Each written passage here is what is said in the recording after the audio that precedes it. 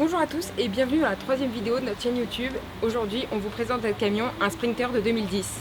Alors après de nombreuses recherches sur le Bon Coin, des jours et des jours passés dessus, on s'est attardé sur plusieurs camions. C'était très compliqué de trouver un camion pas très loin. Enfin, il y avait plein de choses qui ne rentraient pas en compte dans notre recherche. Au final, on s'est déplacé à 4 heures de route quand même pour trouver Hervé.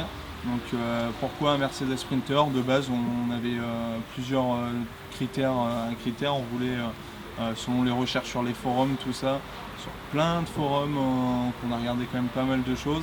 Et on s'était arrêté sur soit un Mercedes Sprinter, on voulait sinon soit un Fiat Ducato, bien reconnu quand même par leur moteur. Alors, certaines années un peu moins que d'autres, mais voilà, c'est quand même une référence, et aussi les Iveco. Bon, on est tombé du coup sur un Mercedes Sprinter. Donc Hervé, il a 130 chevaux sous le capot, c'est une boîte 6 manuelle. Après, bon, question mécanique, c'est un moteur à chaîne aussi. C'est un petit plus, par rapport aux mécaniques, à l'entretien, c'est toujours ça de gagner. Bon, même si on a quand même quelques petits soucis dès qu'on l'a acheté, ouais. C'est comme quoi c'est pas fiable à 300% quand on achète d'occasion. C'est le jeu, on le sait. Nous, on l'a acheté avec une contre-visite, donc on savait ce qu'il y avait à faire dessus. On a fait enfin les travaux qu'il y avait dessus. On était obligé de faire passer le camion à la valise parce qu'il y avait un voyant qui s'allumait. Donc voilà. Ensuite, pourquoi Mercedes Sprinter? La caisse aussi est un peu plus grande que certaines. Bon, c'est toujours ça de gagner, c'est quelques centimètres. Ouais, mais toi t'es grand. Ouais, moi je suis grand, donc... Ben il mesure 1m94 et du coup fallait qu'il tienne debout. On voulait vraiment tenir tous les deux debout.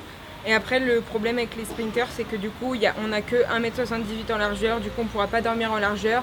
Donc là on a essayé de faire des plans, 1000 plans, pour essayer de dormir comme on peut. De me caler là-dedans. Ouais, parce que c'est un peu un inconvénient du coup pour ce fourgon. Ben il est trop grand. Après en largeur, il fait, tu t'as dit 1m78, c'est ça. En hauteur, du coup il fait 2 mètres. Et en longueur, il fait... Longueur de la caisse, elle fait 2,68 m. Ouais, je crois, ouais, c'est ça, il me semble que c'est ça. Donc là, on parlait bien de la caisse en elle-même, ce qu'on va pouvoir aménager. Du coup, on va vous faire voir les rangements, tout un peu l'habitacle à l'avant. Alors, nous, on n'a pas grand-chose dessus, on a le régulateur de vitesse juste ici. Ensuite, vraiment pas grand-chose. L'ancien proprio avait mis un écran. C'est une espèce de tablette qui est quand même assez utile pour le coup. On a le radar de recul qui a été installé, qu'il faut qu'on remette, qu'on a débranché par rapport aux travaux qu'on a attaqués derrière. Donc ça, c'était aussi quand même une option qu'on voulait, s'il n'y était pas, on allait le rajouter dans tous les cas. C'est toujours ça de prix, c'est mieux je trouve quand même pour les petites manœuvres, pour les petits créneaux et tout, même si ça fait pas trop peur, c'est pas trop grand, mais quand même quoi. Ensuite, après en rangement, il y a quand même pas mal de rangements là-dessus. On a là-haut, au-dessus, on a quand même de petits rangements ici. On a donc la boîte à gants, rien de bien spécial. Là-dessous, on a une petite caisse, la boîte à outils. On a une petite caisse boîte à outils là-bas. Là-dessous, hop, en levant le siège, clac. On a quand même un bon gros rangement ici. Et puis après, on a les fameuses hop, des deux côtés, donc là, ici, tac, et un petit rangement supplémentaire ici. Donc il y a quand même pas mal de petites cachettes secrètes.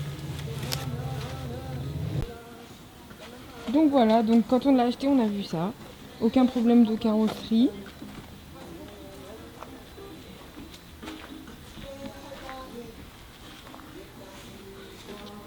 Il n'y a pas de pète, il n'y a rien. Pour un camion de 2010, c'est une chance quand même.